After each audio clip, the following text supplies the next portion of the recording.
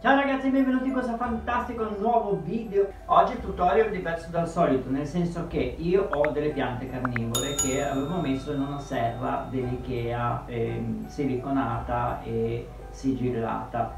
Adesso queste piante, a causa di un trasloco traumatico per tutti, anche per le piante, stanno patendo, quindi un amico mi ha regalato un acquario, quindi farò un terrario assieme a voi con annessa fontana e giochi d'acqua. Anche se si tratta di piante carnivore potete comunque farlo per altri tipi di piante. Avrei voluto fare il tutorial già di quando ho trasformato la serretta Ikea in un terrario, solamente che avevo la telecamera guasta e quindi non ce l'ho fatta farlo, e quindi adesso ho pensato lo faccio insieme a voi in un terrario più grande, una cosa fatta meglio, una cosa fatta bene.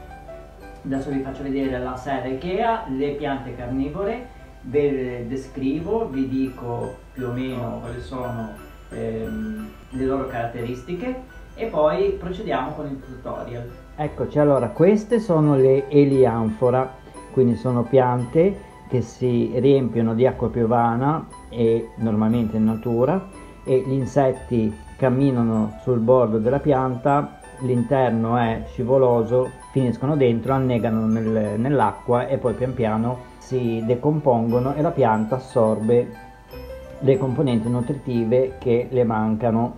Questa è una Cephalotus follicularis, è una pianta che quando l'ho comprata era bella e rigogliosa, adesso come vi ho detto col trasloco ha patito tantissimo, sono solo foglie e non acidi. Comunque vi metto qua in sovraimpressione una foto di come sarebbe, anzi di come era e come spero che ritornerà ad essere. Queste sono le classiche chiamate Venus a chiappamosche, che sono le Dionee muscipule, che sono quelle che chiudono la bocca quando un insetto entra nelle loro bocchette. Questa è una varietà si chiama dente di sega, me la sono fatta arrivare da Praga. Laggiù abbiamo un'altra Dionea muscipola, qui altre due Dionee che come vedete sono più morte che vive, ma si riprenderanno perché comunque la radice è viva. Questa è una saracena, che sono piante preistoriche, quindi sono piante antichissime come origine. Qua abbiamo un altro Cephalotus, anche lui ha patito, e qui questa qui che vedete verde, questo muschio, si chiama spagno, è un muschio che cresce in zone paludose. Le piante carnivore crescono in terreni, in spagniere, in terreni paludosi, poverissimi di sostanze nutritive, per cui hanno bisogno degli insetti per assorbire azoto e altre sostanze che nel terreno manca. Eccoci, allora questa è la famosa serretta Ikea dal nome impronunciabile, ve lo scriverò qua sotto. L'avevo tutta siliconata e riempita di terra e di piante carnivore. Poi ho usato delle luci idroponiche sempre Ikea, anche questo ve lo scrivo in sovraimpressione, e delle luci a LED rosse e blu su Amazon. Poi se vi interessa lasciatemi nei commenti, vi faccio vedere come trasformare questo tipo di serra in un terrario. Eccoci ragazzi, allora questo è l'acquario che mi hanno regalato, che è veramente grosso e capiente, le piantine ci sguazzeranno felici dentro. Al suo interno metterò questa vaschetta in vetro che ho già usato per un altro video, quello sul laboratorio dei mostri. Se non l'avete visto andate a vederlo, vi lascio qua in alto il menu a tendina col link. Metterò questa vaschetta sul fondo dell'acquario e inserirò dentro questa pompa immersione che ho comprato, a cui ho aggiunto questo tubo per sostenere l'uscita dell'acqua. La pompa aspira l'acqua qui, la fa uscire di qui, e farò dentro alla vaschettina un'installazione con le pietre in modo da fare un effetto cascata. Nel laghetto che verrà a formarsi metterò anche uno di quegli atomizzatori per fare l'effetto nebbia, perché comunque le piante carnivore, oltre a amare la luce, le zone paludose, amano anche l'umidità. Bene, vediamo come fare, come procedere a costruire la cascata. Ragazzi, allora io ho preso delle pietre in giro, non al mare ma in campagna, Le ho lavate con acqua, lasciate immerse in acqua e a mucchina per un'oretta, poi le ho sciacquate di nuovo e fatte bollire per una quindicina di minuti. E ho fatto questo capolavoro col silicone. Quindi l'acqua scenderà da quassù, finirà su questo primo ripiano e poi correrà giù su questo. Allora ragazzi, volevo essere serio, ma poi alla fine ho usato questi piccoli cristalli e dei piccoli cristalli di ametista e ho fatto questi inserti un po' elfico, lo so, sì, volevo fare una cosa più seriosa, è venuta una cosa più elfica.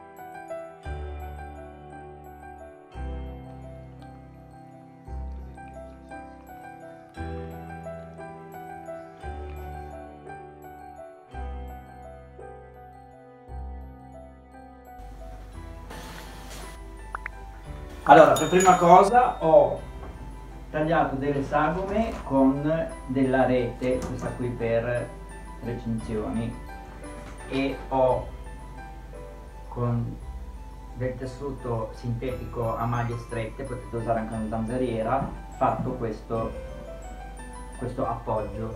L'ho fatto perché sul fondo metterò l'argilla espansa, qui di più, qui un pochettino di meno. Sopra ci metterò questo, la terra non passerà attraverso le maglie ma passerà solo l'acqua.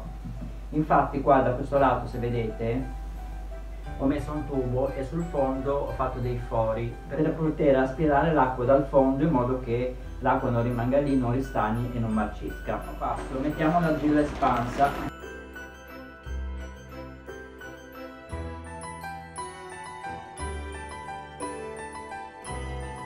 Faccio due collinette più alte perché in questi punti metterò piante che hanno bisogno sì di acqua ma non di avere le radici a bagno, mentre qua in basso metterò le dionee.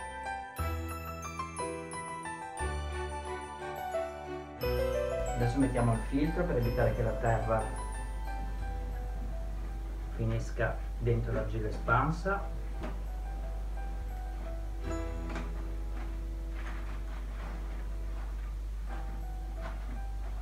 E un secondo strato per tenerlo fermo.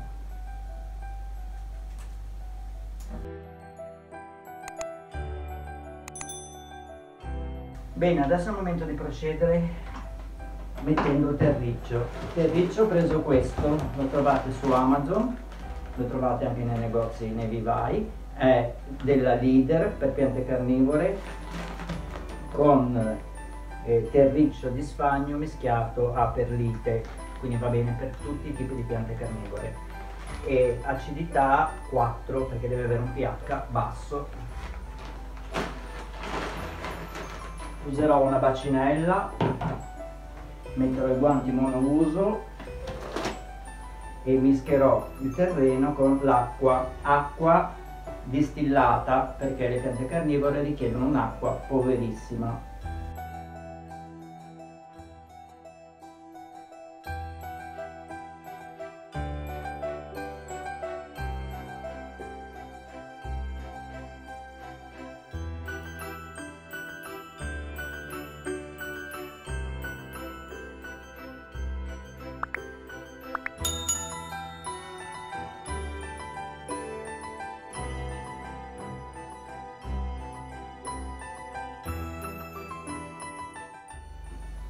Inizierei con togliere lo sfagno, che è quel muschio di cui vi ho parlato, e lo mettiamo da un lato. Lo sfagno andrà poi sminuzzato sul nuovo terreno e fatto crescere, perché lo sfagno si moltiplica per talea, quindi basta sminuzzarlo e cresce sul nuovo terreno.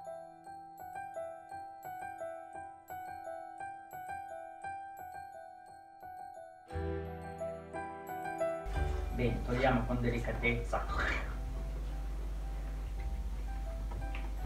le piantine più piccole.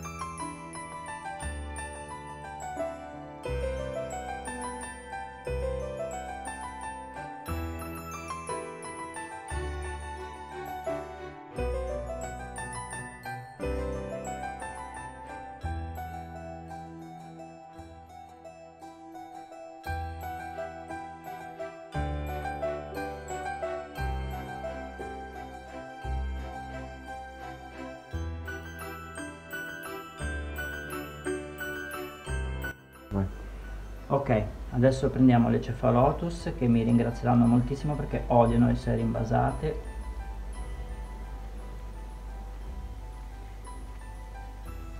Questa fortunatamente l'avevo rinvasata col suo vasetto originale e la metto togliendo un po' di terreno nella perlite.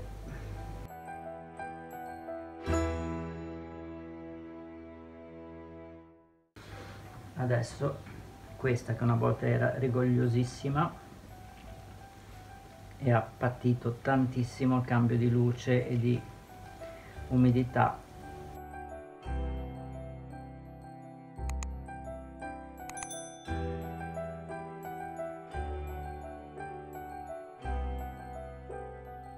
allora ragazzi, è venuto così. Poi lo sfagno, quindi quel muschio verde, si moltiplicherà.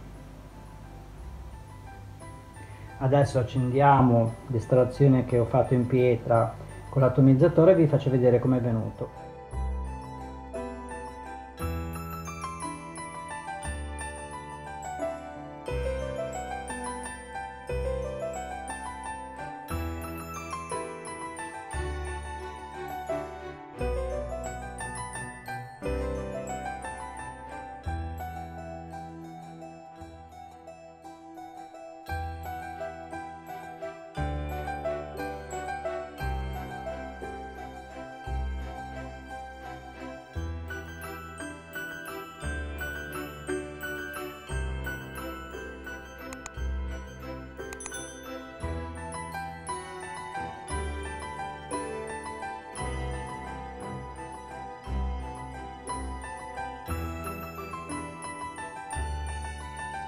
Allora ragazzi, sopra la serra ho messo questo coperchio in plexiglass apribile per far passare un po' di aria.